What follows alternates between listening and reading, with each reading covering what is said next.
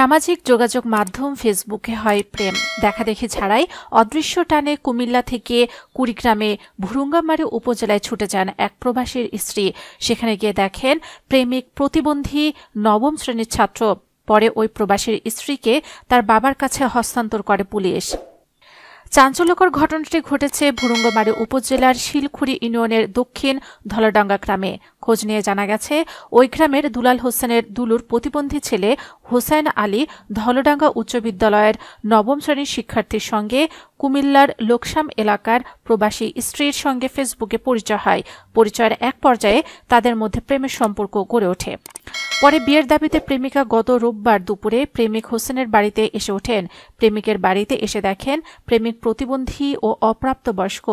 এদিকে প্রেমিকা বিয়েতে রাজি না হলেও প্রেমিক বিয়ে করার জন্য চাপ প্রয়োগ করে। পরে প্রেমিকা এলাকাবাসীর সহযোগিতায় উপজেলা নির্বাহী অফিসারকে ফোন করে।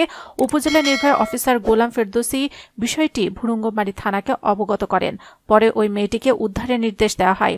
খবর পেয়ে ভুরুঙ্গামারী থানা পুলিশ রাত 2টার দিকে মেয়েটিকে উদ্ধার করে থানায় নিয়ে যায়। পরে থানায় নিয়ে যাওয়ার পর বিপাকে পড়ে পুলিশও।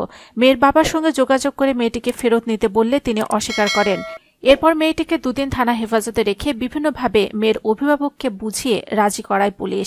পুলিশ জানায়, বুধবার ওই মেয়ের অভিভাবককে ভুরুঙ্গামারী নিয়ে এসে তাদের কাছে মেয়েটিকে হস্তান্তর করা হয়েছে। সংশ্লিষ্ট ইউপি মেম্বার নজরুল ইসলাম জানান, ছেলেটি শারীরিকভাবে প্রতিবন্ধী, তার একটি চোখের সমস্যা রয়েছে।